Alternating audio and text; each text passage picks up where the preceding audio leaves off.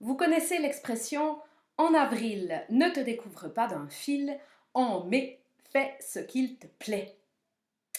Alors, en attendant, on fait quoi?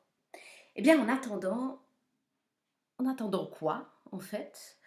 En attendant ce fameux mois de mai, en attendant le printemps, le retour des beaux jours, en attendant d'avoir le temps, en attendant le bon moment, en attendant d'être prêt, d'être assez grand, d'être assez sage, d'être assez reposé, en attendant la fin de la crise sanitaire, en attendant le vaccin, en attendant Godot, en attendant que tout redevienne comme avant, en attendant de pouvoir faire ce qui nous plaît, eh bien en attendant, on se plaint un peu, on râle pas mal, et en attendant, on essaye d'être patient dans la détresse, comme Paul d'ailleurs nous l'y exhorte dans sa lettre aux Romains.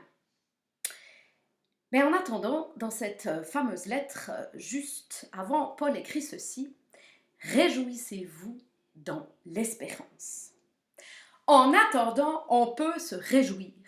Apparemment, rien à part nous-mêmes ne nous oblige à faire de nos attentes des temps sombres, torturés ou tourmentés. Bien sûr, attendre c'est difficile. Il y a des attentes terribles.